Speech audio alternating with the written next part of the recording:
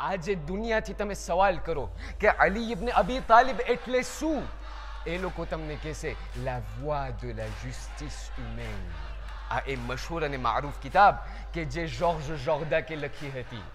એ George જોર્દાક શિયા નહોતો, એ George જોર્દાક ખેતિયન હતો, નસરાની હતો. એ કિતાબને જ્યારે તમે ખોલશો ને તો એ ખેતિયન લેખક લખે છે પહેલા પાનાના અંદરમાં, કીધું જ્યારે આ કિતાબ મેં લખી નાખી ને હું પૈસા ગોતવા લાગ્યો કે હવે આ કિતાબને હું કેવી રીતે છપાવું. એટલે હું નીકળ્યો ત્યાં મારા ચર્ચમાંથી, મારા એગ્લીઝમાંથી હું નીકળ્યો અને હું ગયો ત્યાં શિયાઓના ઇલાકામાં. મેં કીધું મેં તમારા બારામાં, તમારા ઇમામના બારામાં મેં એ કિતાબ લખી છે, તમે મારી મદદ કરો, મારી આ કિતાબને તમે છપાવો, તમે મને પૈસા આપો. શિયાઓ લોકોએ મારા ઉપર બાયણો બંધ કરી નાખ્યો. ત્યારબાદ હું ગયો બીજા મુસલમાનોની પાસે.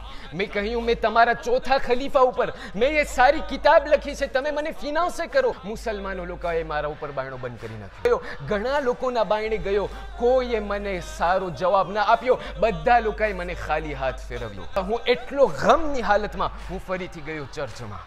જ્યારે એગ્લીઝના અંદરમાં ગયો, બાંકડા ઉપર હું બેઠેલો હતો, નબીઉલ્લાહ ઈસાની પાસે ઇલ્તિમાસ કરતો હતો, કહેતો હતો એ નબીઉલ્લાહ ઈસા તમે મારી મદદ કરો, તમને ખબર છે મને એટલો આ અલીથી મોહબ્બત છે, તમે મારી મદદ કરો. હજી એ વાત થઈ, એગ્લીઝ અને અમારા ચર્ચનો મોટો જે પાદરી હતો એ આવ્યો.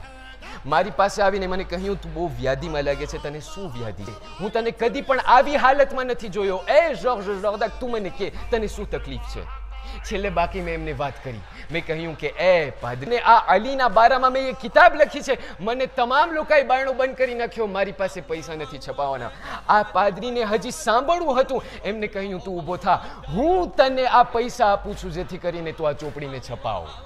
જ્યારે આ વાત સાંભળી તો મેં એ સવાલ કર્યો, કીધું એ પાદરી તમે તો આ ચર્ચના મોટા, તમને અલીથી કંઈ ના લેવા ના દેવા, તમે શા માટે તમે તૈયાર થઈ ગયા કે તમોને પૈસા આપવા છે? એક મરતબા પાદરીએ જવાબ આપ્યો, કહ્યું તને નથી ખબર, તને શાયદ નહીં ખબર હોય, એક એવો વખત હતો જ્યારે આ અલી ઇબ્ન અબી તાલિબ કે જેના બારામાં તે કિતાબ લખી છે, જ્યારે એમનો વખત આવ્યો ત્યારે આપણા જે બુઝુર્ગો હતા ખેતિયાના, એ લોકો મૌલા અલીની પાસે ગયા અને કહ્યું કે એ અલી તમારા પહેલા જેટલા લોકો વટાઈ ગયા એ લોકો અમારા ઉપર જુલમ કર્યો, હવે તમારો વખત આવ્યો છે, તમારો કિરદાર અમારી સાથે કેવો હશે? ત્યારે આજ અલીએ જવાબ આપ્યો હતો, પહેલા જે થઈ ગયું એ થઈ ગયું, જ્યાર સુધી અલી જીવતો છે કોઈની મજાલ નથી તમારા ઉપર હાથ ઉઠાડે.